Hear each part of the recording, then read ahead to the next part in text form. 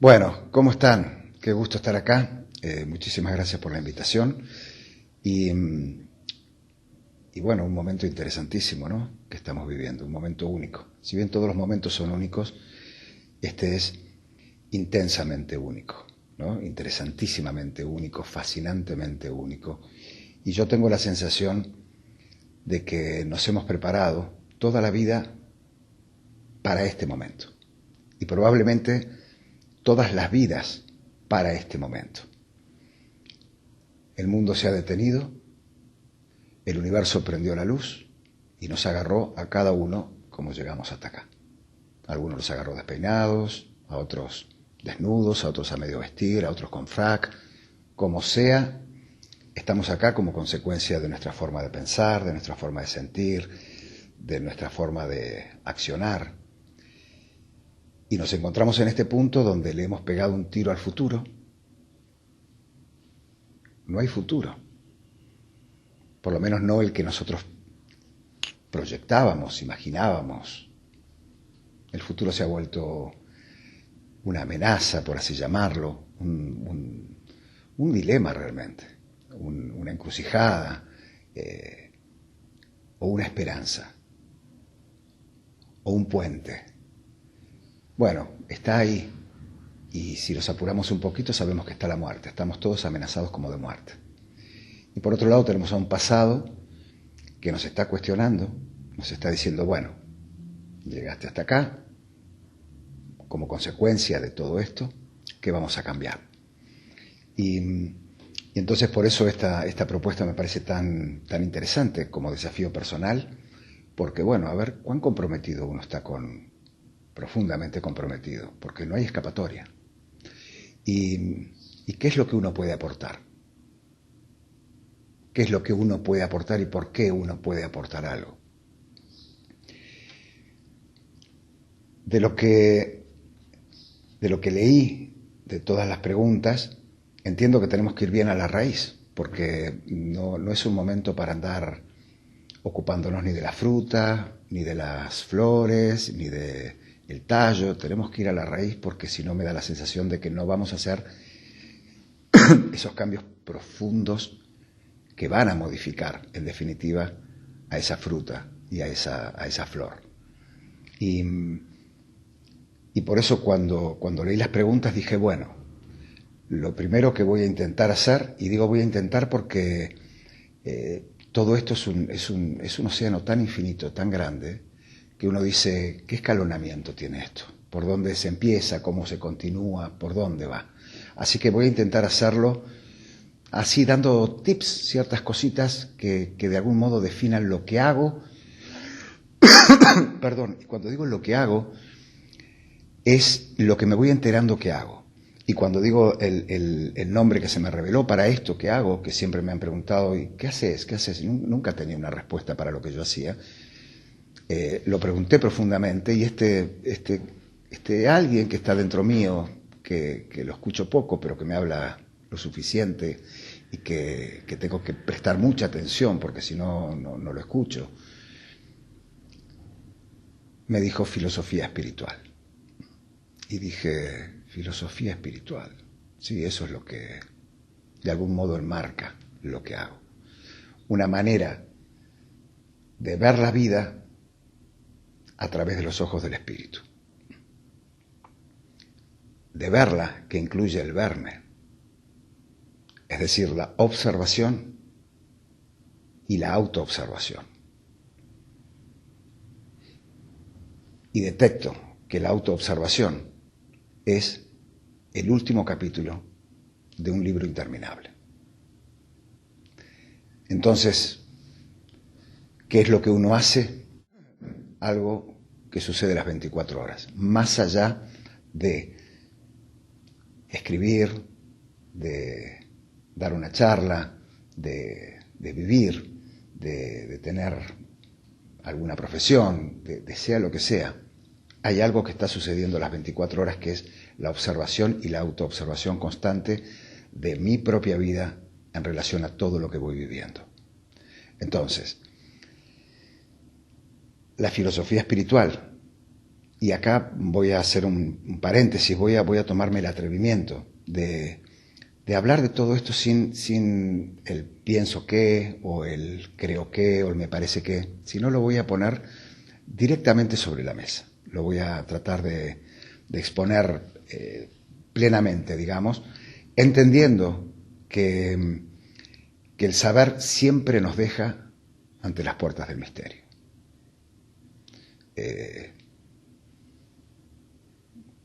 Ese es el saber que cada uno va teniendo que vivir, porque el saber lo que nos revela es que nosotros estamos viviendo contradictoriamente a ese saber.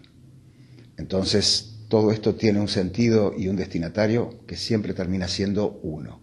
Uno enfrentándose a uno mismo, viviendo de un modo, pero sabiendo que es de otro. En este plano de tratar de exponer así crudamente como veo la vida y cómo se determina, se define esto que se define, se llama, le da un algo que se llama filosofía espiritual,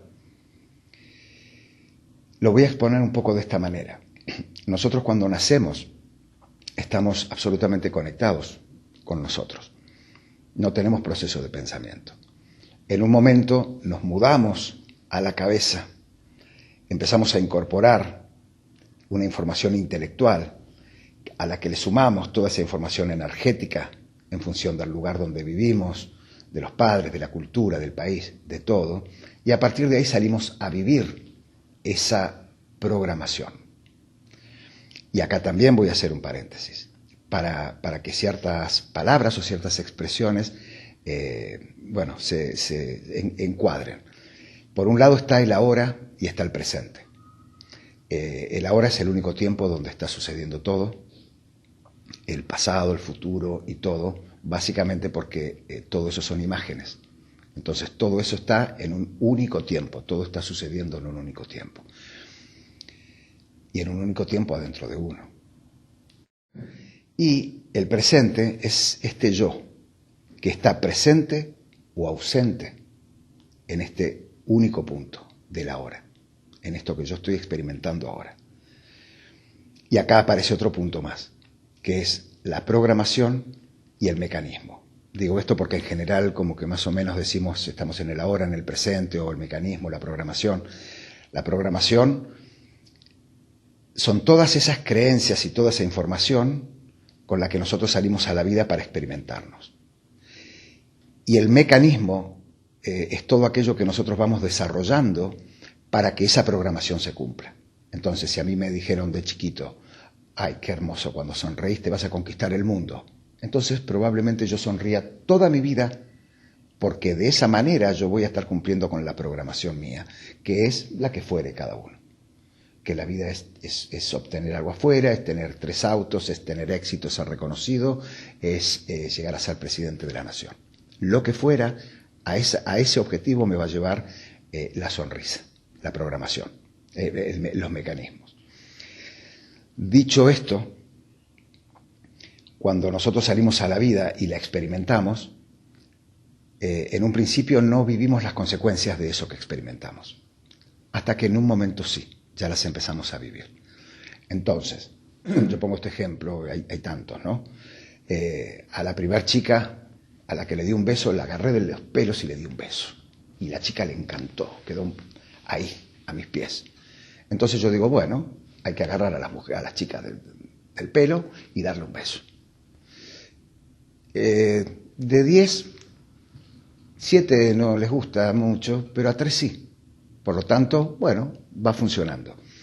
El cambio aparece o el cuestionamiento aparece cuando me enamoro de una chica a la que no le gusta que la agarren de los pelos para darle un beso. Entonces, a partir de que vamos viviendo nuestras consecuencias, a partir de que en febrero prendimos la luz y en marzo nos llegó la cuenta, es que empezamos a hacernos ciertos cuestionamientos. ¿Qué sucede con este cuestionamiento? ¿Qué me sucedió a mí en lo personal y que creo que en el fondo nos pasa a los seres humanos? Bueno, que yo me empecé a extrañar. Había alguien que no estaba y era yo. Entonces empezamos los seres humanos a representar y a y a accionar en función de satisfacer a un rol que tiene esa programación, con los mecanismos que podamos, pero ya dejamos de estar habitados por nosotros, ya dejamos de estar cómodos, contentos, pero a la vez vamos encontrando que hay que fluir. ¿Y cómo fluir? O sea, ¿cómo podemos fluir con una información que no es la que surge del pulso natural de la vida, de nuestra propia naturaleza, sino de aquello que hemos adquirido? Estamos dependiendo de un afuera, porque todo aquello que nosotros adquirimos nos supone una conquista externa. Entonces, la filosofía espiritual tiene una base que es que todo esto está bien hecho.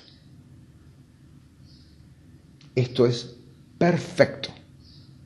Acá no sobra una coma, acá no está pasando absolutamente nada que no tuviese que pasar.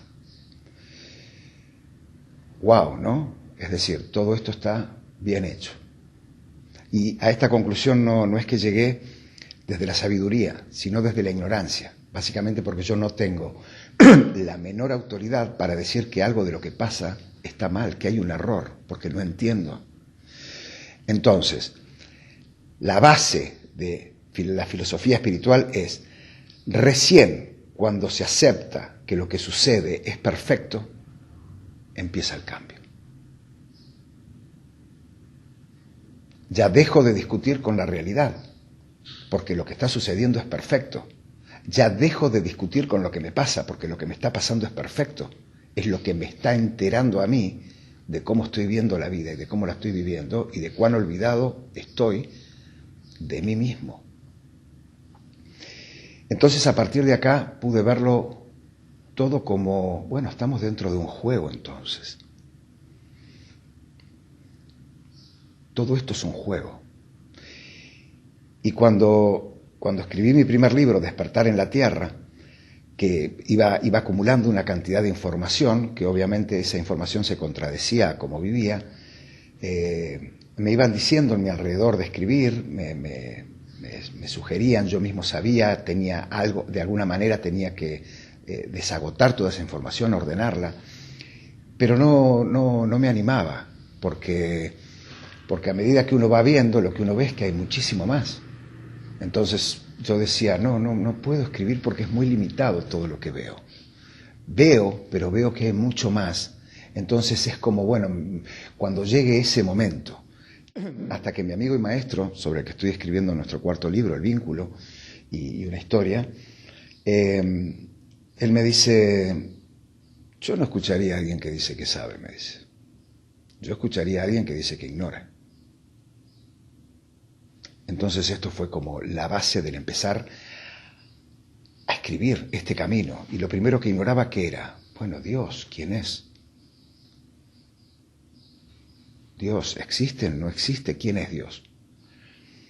Y en el primer capítulo, apenas empiezo, unos renglones después, dice, el juego comienza de esta forma.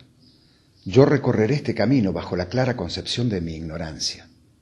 Este es el juego de la vida en un planeta llamado Tierra.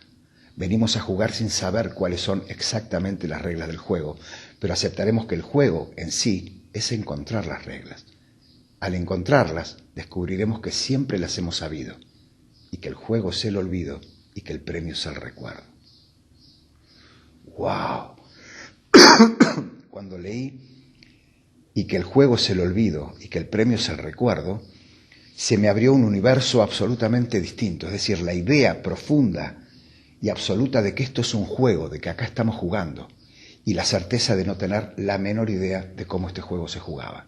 ¿Por qué? Porque había olvidado por completo, y en Morir a Tiempo me dice uno de los personajes en el segundo libro donde fui al encuentro de la muerte, Dios y la muerte. Claves. Nos vamos a morir y estamos huyéndole a esa muerte, yendo hacia esa muerte constantemente. Porque en la medida que nos adelantamos, estamos yendo hacia la muerte. Entonces, estamos buscando evadirnos, escaparnos de la idea de la muerte siquiera, y lo que estamos haciendo es buscándola constantemente. En presencia de un Dios que no sabemos quién es, entonces no tenemos la menor idea de quiénes somos nosotros. Y en Morir a Tiempo me dice uno de los personajes, bendita ignorancia que nos permite experimentar las distintas emociones. Me dice, porque si fuésemos sabios, no experimentaríamos los celos, las envidias, no experimentaríamos nada. La ignorancia es la que nos permite experimentar las distintas emociones. Y dije, claro, el olvido es imprescindible para todo esto. ¿Y cómo hago para recordar? Bueno, vamos a pararnos en el primer lugar básico, que es que no entiendo. Y si no entiendo, todo esto está perfecto. ¿Buscando qué? Porque ¿qué es lo que uno pierde en definitiva y sale a buscar después? Algunos saldrán a la búsqueda de ese éxito que quieren tener y por ahí no les llega, de aquella casa que quieren tener y por ahí no tienen, de algo externo que fue su sueño siempre y nunca lo pudieron encontrar. Otros saldrán en la búsqueda del conocimiento. No sé cómo será, acá somos universos distintos. A mí lo único que me movilizó volver a reencontrar fue la paz.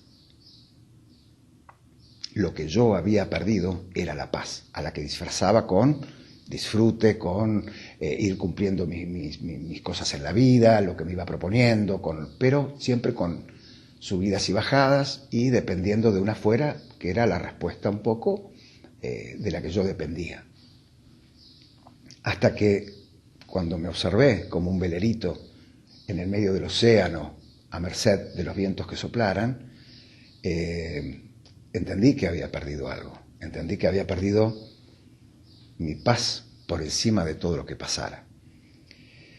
Entonces, la filosofía espiritual trae como respuesta la paz. A partir de saber que la respuesta es la paz, bueno, ¿cómo se llega a esa paz? Leyendo la vida bien. Si la manera de leer la vida, si como yo pienso la vida, me genera inquietud, no estoy pensando bien. Si me da paz, estoy pensando bien. Entonces hay que pensar bien. ¿Pero qué es pensar bien? Porque pensar bien no es que son todos buenos, no es el estado de ingenuidad. Yo digo que la inocencia es no saber que hay mentirosos y la ingenuidad es creer que un mentiroso no nos va a mentir. Y entiendo que la sabiduría es poder observar al mentiroso, saber que nos va a mentir, pero amarlo más allá de ese juego a que está jugando. Es decir, que podamos observar más allá de la programación y del mecanismo de esa persona, que está metido en una programación y un mecanismo tal como estoy yo. Esta forma de verlo me daba paz porque ya despersonalizaba. Y además, empecé a preguntarme, obviamente, bueno, ¿esto quién lo está creando? ¿Realmente quién lo está creando? ¿Cuánto tengo que ver yo con lo que estoy viviendo? Más allá de la letra chica de todo esto, hay una decisión clave a tomar. Y a tomar en su totalidad, sin dejar la más mínima endija. Una exnovia me decía, una gota de cianuro mata lo mismo que un litro, y me quedó. Porque donde nosotros tenemos una mínima endija para escapar, yo por lo menos me escapo. Estoy buscando a ver dónde está el culpable, dónde está el responsable, dónde está el de afuera. Entonces la decisión es terminante. ¿Soy víctima o soy creador de mi vida? El lugar de víctima no me daba paz. Y por supuesto encontraba razones, todos tenemos razones. Y además, todos vivimos una verdad. No hay verdades, no hay cosas que no sean verdad. Todo es verdad. Lo que pasa es que empecé a ver que hay verdades que van conteniendo a las anteriores. Entonces, ahí uno dice, esta es una verdad distinta y debe haber otra que contiene a esas. Por ejemplo, si nosotros encontramos a 3 personas de 80 años y los ponemos, por ahí uno el primero dice, y la vida es dura, Por ahí te viene una buena, pero la vida es dura. Y el del medio por ahí dice, y la vida es una de cal y una de arena. Una buena, otra mala. Y el tercero dice, no, la vida es hermosa. Lo que está mal es como nosotros la vamos pensando y procesando, pero si uno se pone a ver la vida, hay pequeños hechos que son, pero es hermosa la vida. Y en realidad los tres tienen razón, porque hay una verdad que contiene a esas, que es que cada uno vivió lo que creyó. Entonces, cada uno está viviendo la vida que cree y crea, ¿no es cierto? Esto lo tenemos más o menos claro en algún lugar. Pero aparece algo inevitable, que es, ¿cuán desconectado estoy de ese que está creando? Ok, yo estoy creando mi vida, pero ¿quién en mí la está creando? Entonces, la base de todo esto es, yo no tengo que tocar nada de todo eso, absolutamente nada. No tengo que pretender que sea distinto a cómo es, porque si yo la estoy creando, ¿cómo voy a cambiar algo que yo mismo estoy creando sin entenderlo? Si me lo estoy creando es porque tiene un sentido para mí, es porque es exacto y perfecto para mí.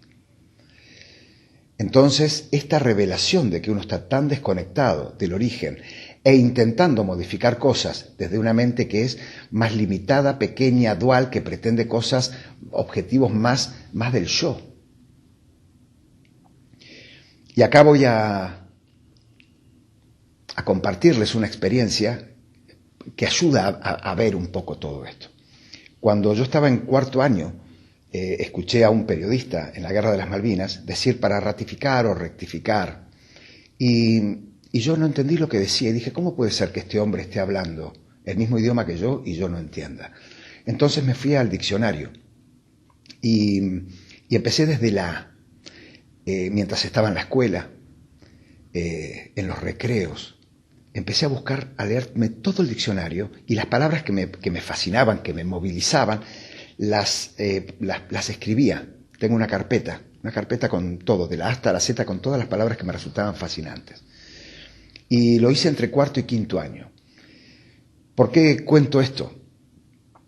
Porque yo a esa edad no tenía la menor idea de que 20 años después iba a ser escritor. Es decir, que ese que me llevó con esa pasión, con ese entusiasmo, me estaba preparando para 20 años después ser escritor, pero yo en ese momento no tenía la menor idea. ¿Qué significa esto? Que yo estoy siendo guiado por alguien que soy yo. Y por eso digo que yo soy siempre el último en enterarme, porque yo vivo atrás en el tiempo, mientras hay alguien que vive en la totalidad de ese tiempo. Entonces, ¿para qué modificar algo si yo sé que si voy a que es el que está creando mi vida, y donde yo acá abajo estoy obedeciendo sin darme cuenta a esa programación y a ese mecanismo, si yo llego a ese origen, aunque no llegue tomando la decisión, sé que voy a observarme, voy a decir, está perfecto, no hay que cambiar nada. Porque si yo no viviese esto que tengo que vivir, no entendería lo que yo quiero entender, no recordaría lo que yo quiero recordar. Pero como lo hemos olvidado y como estamos en descontacto con nosotros mismos, pretendemos modificar algo. Por eso la filosofía espiritual se basa en que no hay que modificar absolutamente nada de lo que está afuera, porque esa modificación surge producto del entendimiento. Y ni siquiera tampoco es aceptar, porque el aceptar también se puede volver una nueva religión. Acepto algo que, acepto, qué bien que acepto, sí, pero lo primero que hay que aceptar es que nosotros somos los creadores de eso que aceptamos. Entonces la pregunta es, ¿qué me estoy creando? ¿Qué mensaje hay ahí? Y lo que me di cuenta es que todo el sentido era inverso, que yo en realidad no estaba buscando algo afuera, sino que afuera se me estaba manifestando todo aquello que me estaba diciendo a mí lo que yo estaba buscando. Entonces, a partir de acá, la realidad se me volvió la pantalla. Esta realidad, esto que yo estoy viviendo acá, esto de estar acá, esta es la pantalla y yo soy el proyector. No es la pantalla, es el proyector. Me estoy enterando de lo que estoy creando, me estoy enterando de quién soy, me estoy conociendo. Entonces apareció una revelación para mí, por lo menos, yo no sé si alguien lo habrá dicho, pero para mí por lo menos es una revelación porque está todo dicho, al fin y al cabo. Pero uno no está ni enterado a veces de que están las cosas dichas, y no sé en este caso. Que la realidad, a la que yo siempre consideraba como una manifestación, que lo es, de mi propio ser, no era la respuesta, si bien lo era, y lo sigue siendo, sino que es la pregunta. Es decir, desde mí se manifiesta esta realidad como respuesta a quien yo soy, y esa realidad se vuelve la pregunta. ¿Qué me estoy queriendo decir? ¿Para qué me estoy creando esto? ¿Qué es lo que no estoy entendiendo? ¿Qué es lo que no estoy viendo? Y esta realidad siempre se dirige a lo que son nuestras materias. Lo que nosotros estamos trabajando son las materias internas. Los celos, las envidias, el rencor, el resentimiento. Todo empieza a ponerse al servicio de mi evolución, de mi recuerdo, del volver a casa, del pasar del olvido al recuerdo. Entonces todo pasa a adquirir un sentido totalmente diferente, porque yo no quisiera que esa persona me traicione. Y tengo todos los motivos y todas las razones, y tengo razón, porque evidentemente esa persona me traicionó.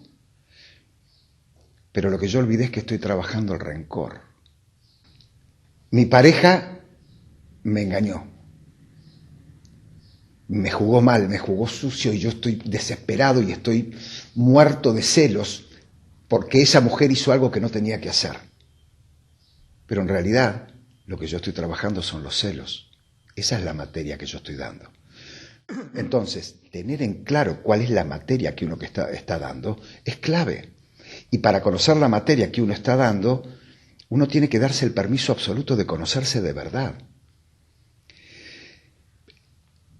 Como actor, cuando estudié, yo pensaba que quería ser actor por otras razones, pero después me di cuenta de que quería ser actor, me enteré, porque quería conocerme. ¿Y por qué esto?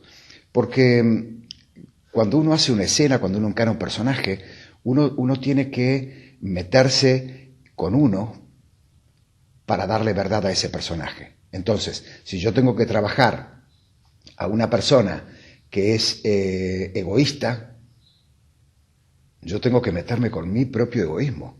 Ahora, si alguien a mí me pregunta y me dice, ¿vos sos egoísta? No, para nada. Pero cuando voy a hacer un personaje tengo que conectar con mi egoísta, y de pronto me doy cuenta que sí tengo el egoísta.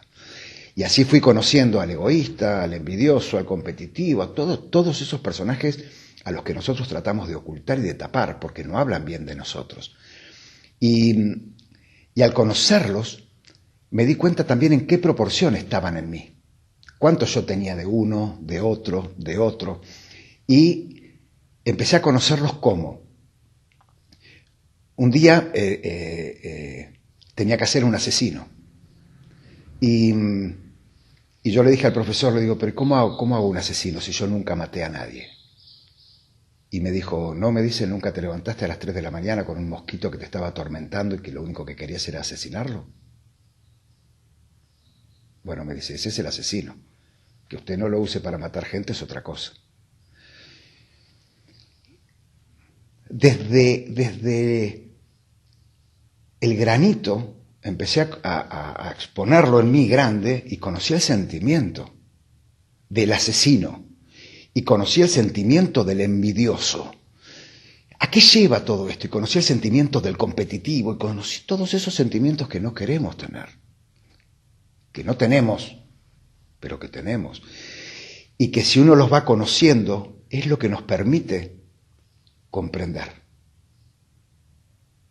Y acá aparece un tema clave. La comprensión es la que nos lleva al estado de paz. ¿Por qué? Porque comprendo que la otra persona es un robot. Es un robot como yo, que está dentro de una programación y dentro de un mecanismo donde no tenemos el menor libre albedrío, porque el libre albedrío lo tiene el que programó a este robot, que soy yo, el robot y el programador. Entonces, cuando puedo observar al otro desde este mismo lugar, genera compasión, no bronca. Porque la persona que es envidiosa, si yo conozco mi envidia, lo que surge es, ay, pobre, tener que convivir con ese monstruo. Qué feo. La persona que tiene ira, conozco mi ira y digo, ay, pobre, ¿cuántos líos se va a mandar en la vida por la ira? Pero lo puedo comprender a partir de que lo reconozco. Entonces, todo lo que estamos haciendo es conociéndonos, todo está al servicio nuestro, todo lo estamos creando nosotros. No hay absolutamente nadie afuera que no seamos nosotros. Y una manera de poder vernos con ternura, con mayor compasión, es en primer lugar entendiendo que no es fácil estar acá, que somos muy valientes por estar acá, que estamos en el medio de un juego y como todos los juegos tienen niveles. Y como todos los niveles nuevos son difíciles en un principio, pero que si llegamos a este nivel es porque pasamos los anteriores y es porque podemos trascenderlo. Que el otro está a mi servicio absolutamente, que aunque yo lo haya olvidado en estos pactos previos, yo tenía que experimentar el rencor y vos me tenías que traicionar. Y esa persona me dijo, no, ¿cómo te voy a traicionar? No, es que yo necesito. Bueno, y esa persona tenía que traicionar, acá aparecen los pactos. Pero que no son co-creaciones, porque cuando nosotros hablamos de co-creaciones sigue siendo el ego intentando escaparse por algún lado. Yo soy creador 100% de mi realidad, donde hago un pacto con alguien que, creador 100% de su realidad, nos encontramos en esta maravillosa obra de teatro llamada vida, donde el otro está a mi servicio. Donde al otro además, no solo yo le pido, que lo hago, que yo, en el casting infinito de la vida yo lo contraté. Yo lo contraté porque sabía que era la persona ideal que no me iba a fallar hasta que yo no entendiese. Entonces, cuando uno empieza a poner todo al servicio de la evolución, todo pasa a adquirir un sentido totalmente distinto y la paz es la respuesta a estas lecturas donde uno libera absolutamente al otro de nuestra propia mirada. Bueno, ¿qué hábito tiene que desarrollar el ser humano para adaptarse a estos tiempos? Esta es una pregunta que en lo personal me resulta muy compleja, pero voy a tratar de traducir este laberinto en el que me estoy metiendo para explicarme de algún modo, espero poder. Yo observo a los hábitos como una consecuencia de una causa que soy yo. Por la concepción mía de la vida, adquiero determinado hábito. Ese hábito, que es una consecuencia, a la vez se vuelve una causa, que me genera una consecuencia. Soy yo, el hábito es que fumo, la consecuencia es que respiro más complicado. Entonces, estamos hablando de cambiar un hábito. En principio, que esos hábitos, por lo que he podido observar, no son hábitos que se puedan comprar en la farmacia, no son voluntaristas, no son demagógicos. Es decir, que en principio tiene que haber una conciencia profunda de que ese hábito lo quiero cambiar y lo obedezco cambiar, que me viene de un lugar muy profundo porque hay algo que estoy comprendiendo y que me va a dar una determinada respuesta. En este caso, y guiándonos por la filosofía espiritual, bueno, todo lo que a mí me guía es que cualquier hábito es bueno si la respuesta es la paz. Por lo tanto, llevándolo a ese plano y no al físico donde podríamos decir, bueno, descansar más, porque es fundamental descansar, caminar, alimentarnos de otra manera, en fin, una cantidad de hábitos que podrían responder a un bienestar físico. En este caso lo vamos a llevar al plano de la paz. Nosotros tenemos un vínculo con la realidad que es lo primero que profundamente tenemos que establecer. Si la realidad es algo que sucede y yo me adapto, o la realidad es algo que yo estoy creando, o sea, creador o víctima de esa realidad. Yendo a este lugar de creador, donde, bueno, tengo un poder para ver cómo me vinculo con esa realidad, este hábito que lo pondría en el lugar del centro si fuera un puente.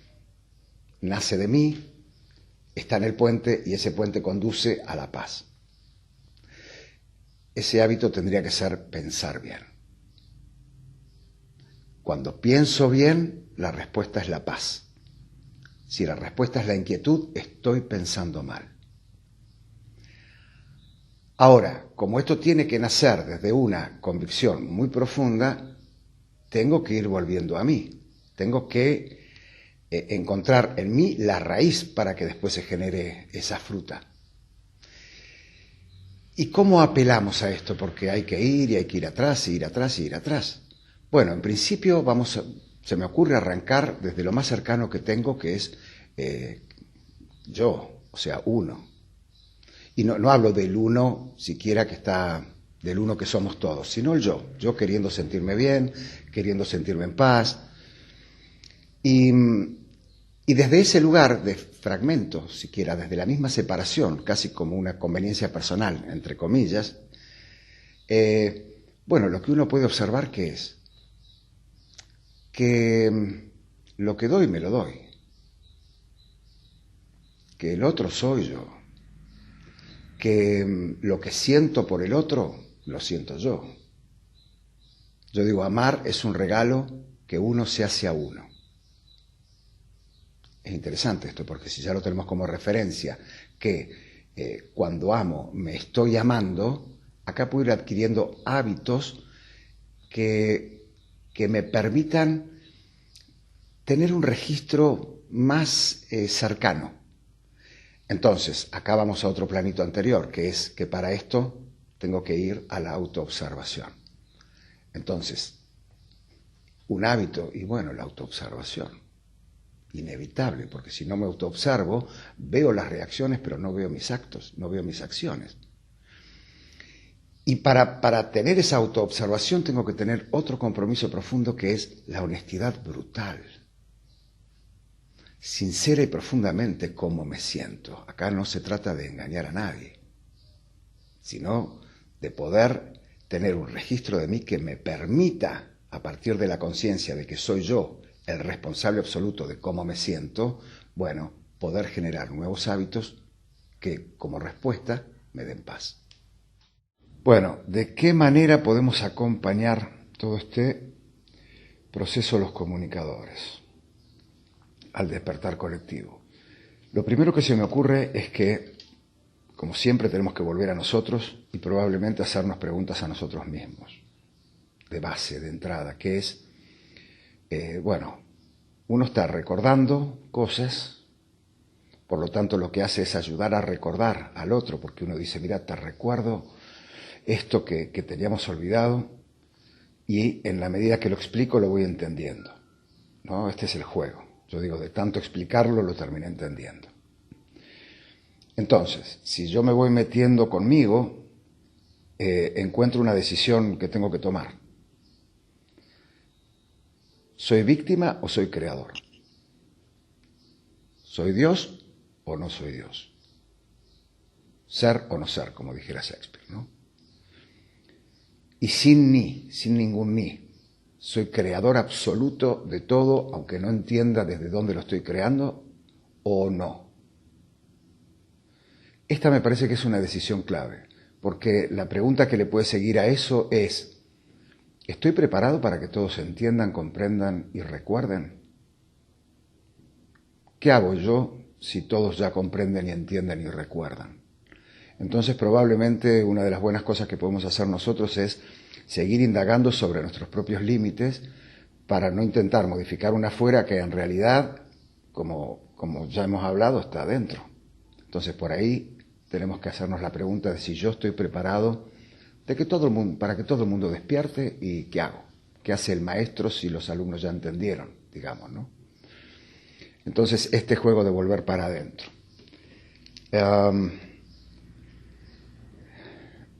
Una cosa clave, se me ocurre, uno está poniendo la porción, ¿no?, de la torta, de esta torta llamada verdad, si queremos, es que nos integremos a nosotros mismos en la complejidad del despertar. Porque se me ocurre que si nosotros hablamos desde afuera, ¿no?, y nosotros somos los que sabemos y el otro es el que no entiende, para el otro se le hace muy lejano todo. Pero si yo me incluyo contundentemente, porque además soy testigo de mí mismo, ¿a quién voy a engañar, no? Entonces, si yo mismo me integro en decir esto es muy complicado, sí, entiendo lo complejo que es, porque yo tengo estas reacciones, porque yo tengo todas estas sombras, porque yo tengo todos estos laberintos internos también, pero la conciencia me permite verlos y a partir de ahí elegir si quiero transitar por ese camino o no. Entonces, creo que una cosa clave, se me ocurre que una cosa clave es que uno está hablando del camino y no de uno en el camino. Yo, en lo personal, hablo del camino. Mientras yo lo tartamudeo, a veces ando como atleta, a veces ando como un borracho, voy y vengo.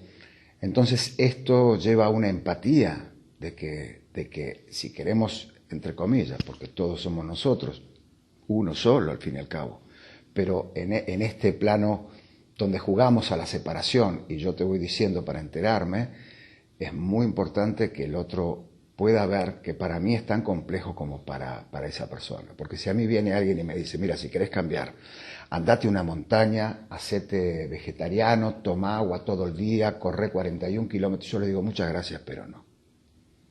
Entonces el otro necesita de nuestra empatía, de que sí es difícil, pero que si sabemos a dónde regresar, ahí empieza el juego. Es decir, lo importante no es perderse, sino volver cada vez lo antes posible. El mayor desafío que le espera a la humanidad el día después. Lo más complejo no es ver, sino verse. Hasta acá vamos viendo la vida desde la dualidad. Yo describo una vida que está pasando, veo todo lo que va pasando, y yo me adapto muy bien a lo que va pasando y acepto muy bien todo lo que va pasando y voy recordando, pero me voy excluyendo, me sigo excluyendo. El desafío que viene es incluirnos absolutamente. Soy yo creando eso. Verme a mí mismo con una transparencia total. El mayor desafío es dejar de meternos con la pantalla para meternos con el proyector. El mayor desafío es asumirnos como creadores y salirnos de cualquier lugar de víctimas. El mayor desafío es vernos comprendiendo profundamente que la vida es en serio. La vida es en serio. Y que no importa cuán maravillosamente bien haya desarrollado el arte de la disimulación. No, porque estamos creando por vibración. Por lo tanto, el desafío mayor para con nosotros mismos es aceptarnos, aceptar las luces y sombras como algo fundamental, porque sin los opuestos no tiene valor nada, e integrarlo a una totalidad y amarme y abrazarme en esa totalidad. Volver a uno, ese es el desafío. Bueno, la pregunta 4. ¿Qué estructura mental considero que ha caducado? La de la víctima. Entiendo que acá está la clave, que nos asumamos absolutamente creadores 100%. En la medida que nos consideremos víctimas, tendremos que modificar a eso que está afuera. Y no lo estaremos entendiendo. Entonces, lo que ha caducado es que aquello que está pasando afuera es algo independiente o ajeno a mí, sino que es mi propia proyección, es mi manera de enterarme, la realidad soy yo. Y yo la estoy creando 100%. Y por lo tanto el gran desafío que tenemos es, bueno, ¿cómo hacemos para conectar con ese que está creando? Porque si no vamos a seguir en la separación. Hay adentro mío, yo estoy creando esa realidad y estoy totalmente desconectado desde ese lugar porque tengo a este que soy yo, que tiene pretensiones, que tiene expectativas, que quiere que sea de una manera determinada, cuando en realidad es como debe ser, porque por eso lo estoy creando, y entonces tengo que entenderlo, y al entenderlo lo voy modificando. Siempre es esto, volver a uno y hacernos absolutamente responsables de todo. Bueno, las 5. ¿Qué concepto debemos dejar ir para entrar en esta nueva era? La información resulta circular siempre, ¿no? Es decir, el primer concepto que debemos dejar ir es que el éxito es algo que está afuera. El perseguir cosas afuera. El hacer cambios para. El hacer cambios con pretensiones, con expectativas. No. Nosotros no estamos buscando nada afuera. Estamos buscando experimentarnos afuera para conocernos. Por lo tanto, no es aquello lo que hay que modificar, es entenderlo.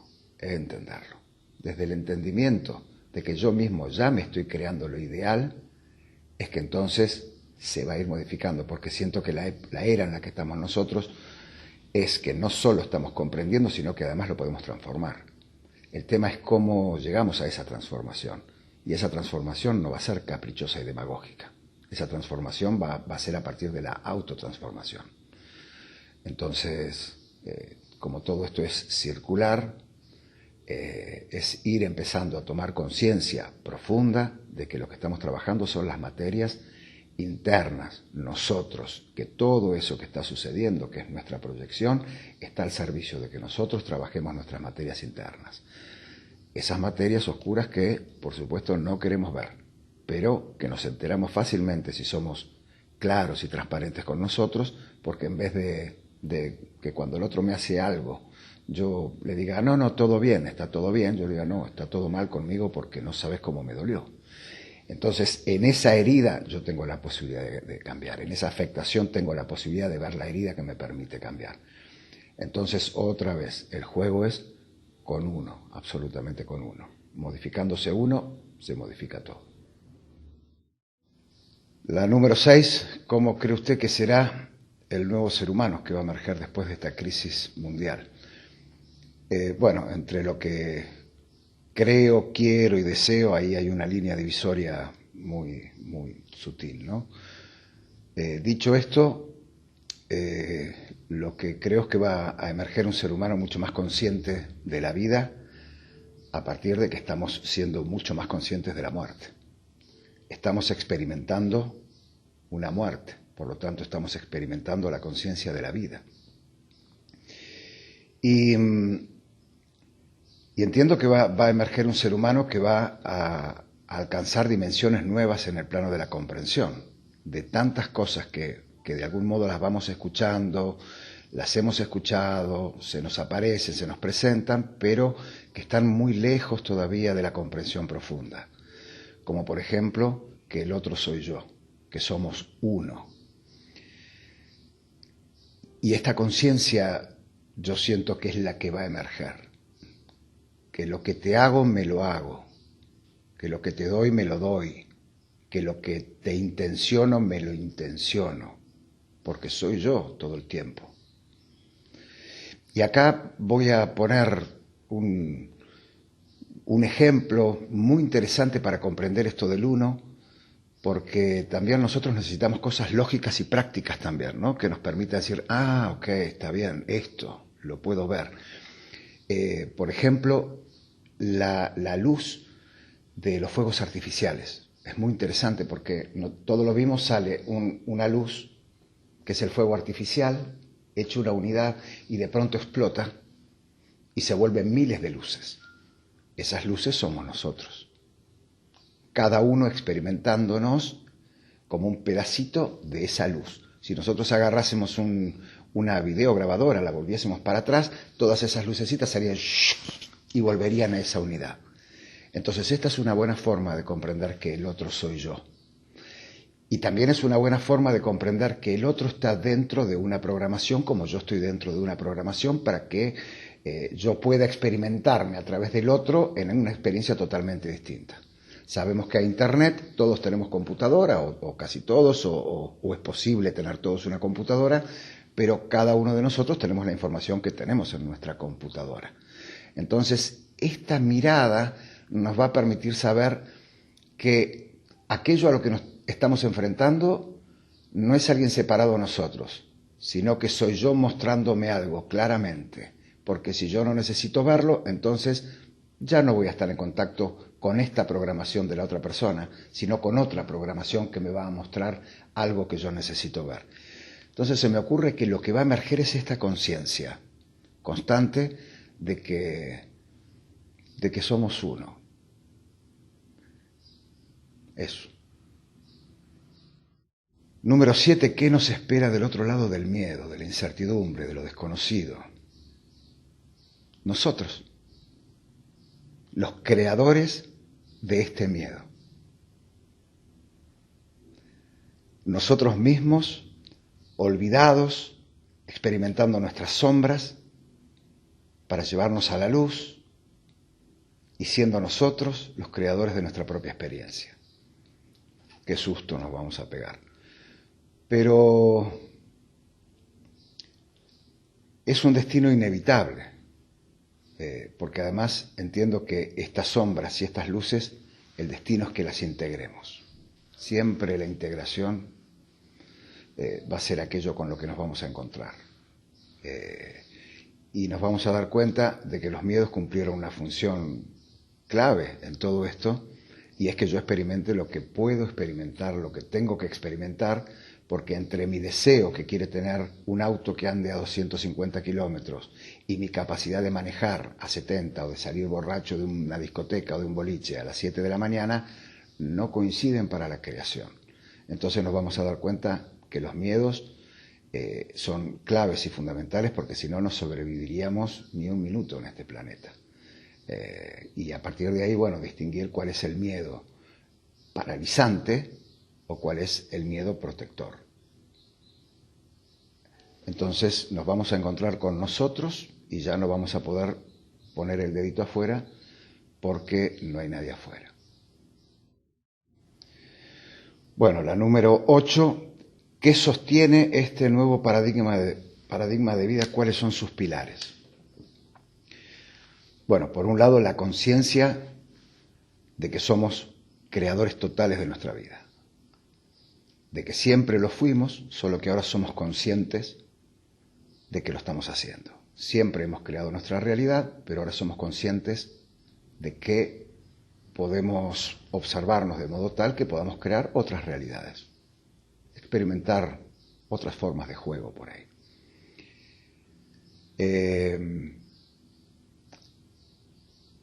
La honestidad brutal con nosotros mismos, la transparencia absoluta con nosotros mismos, el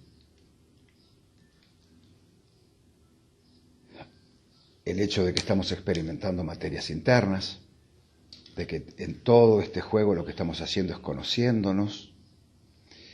Y acá me aparece algo interesantísimo, porque nosotros tenemos a la necesidad y al deseo que nos mueven. Y los orientales han dicho que la necesidad y el deseo son las que causan el sufrimiento del ser humano. Y es verdad, ¿no? Porque la necesidad me hace decir que en el presente me falta algo, y el deseo me hace decir que voy a estar bien y voy a ser feliz cuando obtenga eso. Ahora no lo soy y voy detrás de eso. Me he preguntado mucho sobre esto, porque eso es algo que está, que nosotros nos hemos puesto, la necesidad y el deseo. Y también entonces acá diría que nosotros tenemos que ir llevando las cosas a un nuevo plano. En este caso sería, la necesidad y el deseo son herramientas que el espíritu le presta al ego para que nos experimentemos, porque si no nos quedaríamos chatos, nos quedaríamos sin hacer absolutamente nada. Ahora, es distinta la concepción de que yo le dé verdad a esa necesidad y a ese deseo, entonces sea arrasado por eso y no pueda estar presente porque hay un futuro que me está convocando y me ausenta de lo que estoy viviendo, a entender y comprender que está muy bien esa necesidad y ese deseo, que yo me los puse, pero como una forma de experimentarme, no como algo que me falta. Porque si estoy yo, no me falta nada. Si yo soy, no me falta nada.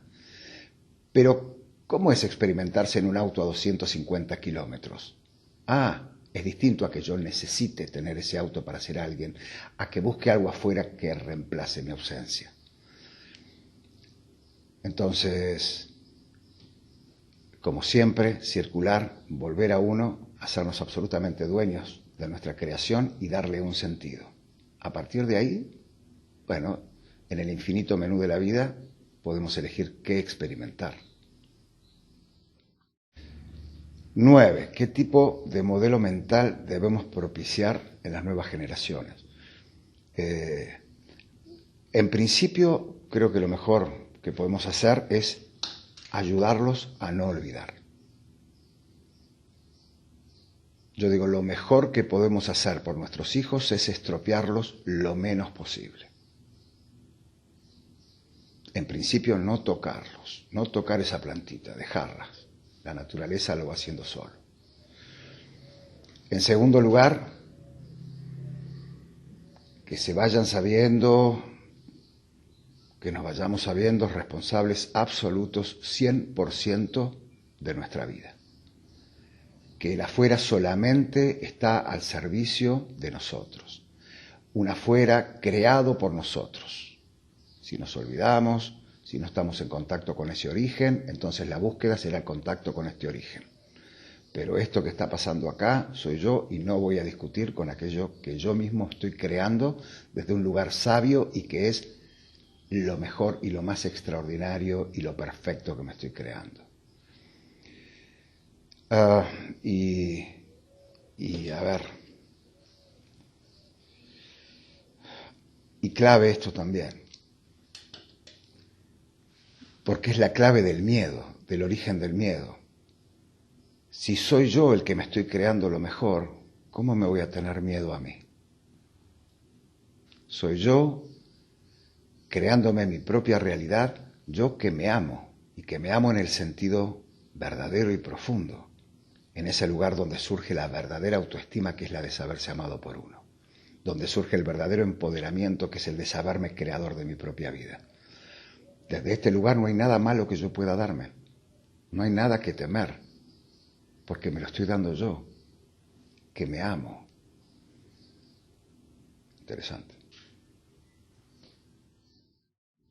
La 10. ¿Qué estamos creando en el campo cuántico desde nuestras miradas? O desde mi mirada, ¿qué es lo que estamos creando? Estamos creando nuestra próxima prueba. Delineándola exactamente, con mucha minuciosidad, con mucho detalle, porque no queremos volver a caernos. Hemos escuchado mucho hablar de los ángeles caídos. Yo he escuchado toda mi vida hablar de los ángeles caídos, ¿no? De Lucifer, que un día se sintió Dios y se separó y se salió del paraíso, y los ángeles caídos, que somos todos nosotros. Un día me di cuenta que nosotros somos esos tan renombrados ángeles caídos, que algún día nos salimos del paraíso, caímos a un lugar de separación, experimentamos la vida desde la separación, con todas las fotos que tenemos de esa experiencia, y como sabemos que es muy duro, no queremos volver a caernos. No queremos dar ni un paso en falso que nos pueda volver a esos lugares. Entonces lo que estamos programando y proyectando es un nivel que sea para nosotros, para el que estemos preparados, y esto es lo que vamos a manifestar. ¿Cómo va a ser? Y va a ser duro, porque venimos de ver la vida desde la separación. Por más genios que seamos viendo lo que veamos, siempre soy yo observando separado todo. Y está bien, porque soy yo, hay una parte que tiene verdad de eso. En realidad soy yo, sí, pero yo estoy incluido. Yo soy esa unidad. Entonces esta parte se me ocurre que para nosotros es verdaderamente compleja, porque ahí sí que tenemos que entrar en un nivel absoluto de honestidad y de encontrarnos con nosotros de verdad en el mínimo pensamiento, en la mínima reflexión que nos lleva por un camino contrario al que sabemos que es, y donde ya no tiene ningún tipo de sentido engañar absolutamente a nadie, porque hemos quedado nosotros desnudos frente a nuestro propio espejo llamado realidad.